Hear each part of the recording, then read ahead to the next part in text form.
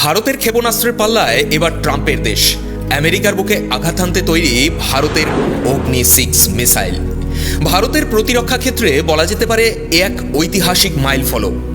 আন্তঃমহাদেশীয় ballistic ক্ষেপণাস্ত্র বা ICBM উন্নয়নে গোটা বিশ্বে অন্যতম আলোচিত নাম ভারতের প্রতিরক্ষা গবেষণা সংস্থা ডিআরডিও। এই ডিআরডিওর তৈরি অগ্নি সিরিজের মিসাইলগুলির মধ্যে ব্রহ্মোস বা পৃথ্বী সিরিজের মিসাইলগুলি নিয়ে আগ্রহ রয়েছে ব্রাজিল, ফিলিপিন্স, মিশর, ভিয়েতনামের মতো বহু দেশের। আর তাদের অগ্নি সিরিজের সাম্প্রতিক মিসাইল অগ্নি 6 এখন চূড়ান্ত পর্যায়ে। সরকারের সবুজ সংকেত পেয়ে সম্পূর্ণ হয়েছে পরীক্ষামূলক উৎক্ষেপণ। এএনআই ন্যাশনাল সিকিউরিটি সামিট 2.0-তে এমনটাই জানিয়েছেন ডিআরডিওর চেয়ারম্যান সমীর ডি কামাত। আর এই মিসাইল হাতে চলে এলেই ডোনাল্ড ট্রাম্পের দেশও চলে আসবে ভারতীয় মিসাইলের এই দূরপাল্লার ক্ষেপণাস্ত্রের একদম পাল্লার মধ্যেই। না, একদমই ভুল শোনেননি, আমেরিকার কথাই বললাম। ইতিমধ্যেই ভারতীয় সেনাবাহিনীর হাতে রয়েছে অগ্নি 5 মিসাইল। এর পাল্লা 5000 থেকে 8000 কিলোমিটার। ফলে চীন, পাকিস্তান সহ সমগ্র এশিয়া এবং ইউরোপের একটা বড় অংশ ইতিমধ্যেই ভারতের নিশানার আওতায়। অগ্নি 6 ভারতের মিসাইল হামলার ক্ষমতাকে আরও কয়েক গুণ বাড়িয়ে দিয়েছে। বিভিন্ন প্রতিরক্ষা বিষয়ক তথ্য অনুযায়ী এটি একটি 4 পর্যায়ের আইসিবিএম এবং রেঞ্জ বা পাল্লা 10,000 থেকে 12,000 কিলোমিটার।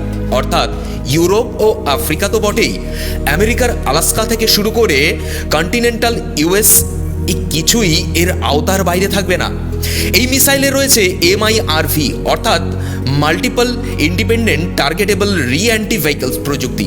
ফলে একটি মিসাইল একসঙ্গে 10 থেকে 11টি পারমাণবিক ওয়ারহেড বহন করতে সক্ষম।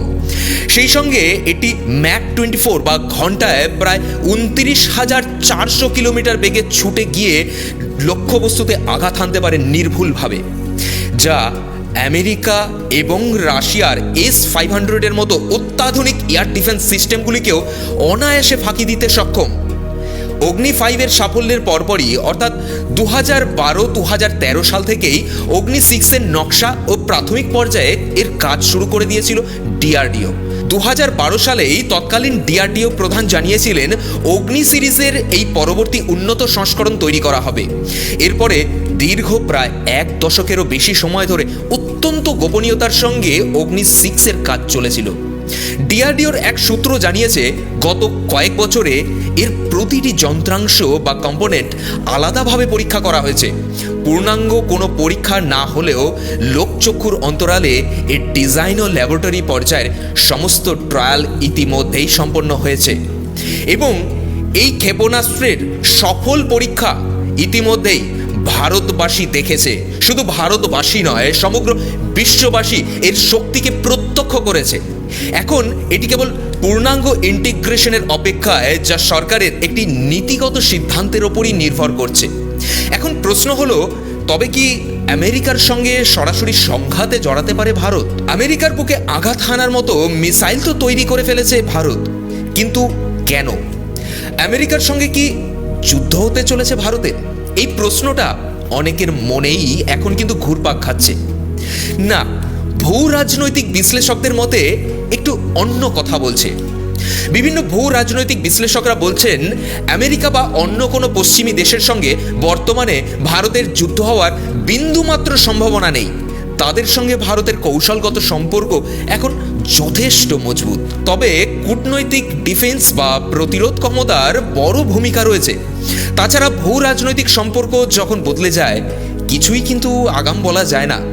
1971 সালে বাংলাদেশের সাথে যুদ্ধের সময় যেমন ভারতকে চাপে ফেলতে বঙ্গোপসাগরে আমেরিকা পাঠিয়েছিল তাদের পরমাণু শক্তিচালিত 7th ফ্লিট, সে সময় ভারতের হাতে সরাসরি আমেরিকাকে চ্যালেঞ্জ করার মতো কোনো অত্যাধুনিক আগ্নেয়াস্ত্র কিন্তু ছিল না। বিশেষ করে এই ধরনের দূরপাল্লার কোনো ক্ষেপণাস্ত্র সেই সময় ছিল না। প্রতিরক্ষা বিশেষজ্ঞদের মতে ভবিষ্যতে যাতে কোনো সুপার পাওয়ার ভারতকে সামরিক ক্ষেত্রে অন্তত চোখ রাঙানোর সাহসটুকু যাতে না পায়, সেটাই নিশ্চিত করবে অগ্নি 6। বিভিন্ন প্রতিরক্ষা বিশ্লেষকদের মতে ভারত এখনো পর্যন্ত আঞ্চলিক ডিটারেন্স নিয়েই চিন্তিত ছিল। অগ্নি 5 হাতে আসায় সেই লক্ষ্য পূরণ হয়েছে, কিন্তু অগ্নি 6 ভারতকে একটি গ্লোবাল স্ট্র্যাটেজিক পাওয়ারে উন্নীত করতে চলেছে। ডিআরডিও প্রধান জানিয়েছেন, এর পাশাপাশি ভারত দুটি অত্যাধুনিক হাইপারসনিক মিসাইল নিয়ে কাজ করতে ইতিমধ্যেই শুরু করে দিয়েছে। সব মিলিয়ে ভারতের এই সামরিক উত্থান কিন্তু এশিয়ার, বিশেষ করে চীনের যে আগ্রাসী নীতি রয়েছে এবং পাকিস্তানের যে ছক রয়েছে, এই দুটোর বিরুদ্ধেই একসাথে বড় প্রতিরোধক হিসেবে কাজ করবে বলেই মনে করছেন ওয়াকিবহাল মহল।